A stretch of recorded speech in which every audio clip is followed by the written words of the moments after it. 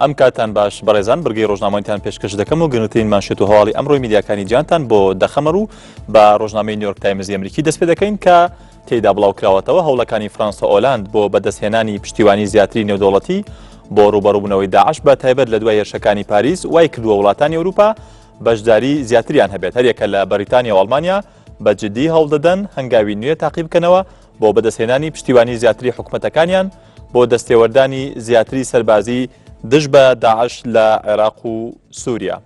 لە بەریتانیا و جەنگی دژی داعش دەمێنینەوە ڕۆژنامەی گاردیانی بەریتانی بۆ چوونی خۆی خستوەتە ڕوو لەبارەی دووهەمین وتاری دەیڤید کامێرۆن سەرۆکوەزیرانی بەریتانیا لە بەردەم پەرلەمانی وڵاتەکەی.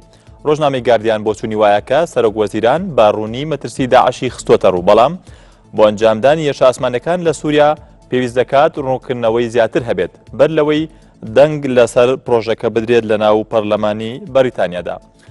لە ئەلعەرەبیەش بڵاوکراوەتەوە هەرێک لە فەرەنسا ئۆلاند سەرۆکی فەرەنسا و هاوتا ڕووسیەکەی ڤلادیمیر پوتین ڕێکەوتن لەسەر ئاڵوگۆڕی زانیاری سەربازی لەبارەی هێرشەکانیانەوە لە سووریا و هەمانگیکردن لە هێرشەکانیاندا دژ بە داعش، بەڵام هەردووکیان بۆ چوونەکانیان جیاواز بوون لەبارەی داهاتووی ئەسەد و قۆناغی ڕاگوزەری. سەرۆکی فەرەنسا ڕایگەیان هیچ شوێنێک بۆ ئەسەد نییە لە داهاتووی سووریا و ڕایگەیان یارمەتی زیاتری هێزە ئۆپۆزیسیۆنەکانی دژ بە داعش دەدەن، بەڵام پوتین ڕایگەیان ئەسەد هاوپەیمانێکی ئاسایی جەنگی دژی داعشە و ڕاشیگان پێویستە گەلی سووریا خۆیان داهاتووی بەشار ئەسەد دیاری بکەن. لە حوڕە دەیلی نیوزی تورکیش بڵاوکراوەتەوە ڤۆڵکان بۆزکر وەزیری کاروباری ئەوروپا لە حکوومەتی تورکیا ڕایگەاندووە تورکیا دەتوانێت بچێتە گفتوگۆ لەسەر هەموو مادەکانی ئەندامەتی یەکێتی ئەوروپا. بۆزکر ڕایگەیاند یەکێتی ئەوروپا پێویستی بە تورکیا هەیە وەکو وڵاتێک کە خاوەنی ئابوورێکی بەهێزە.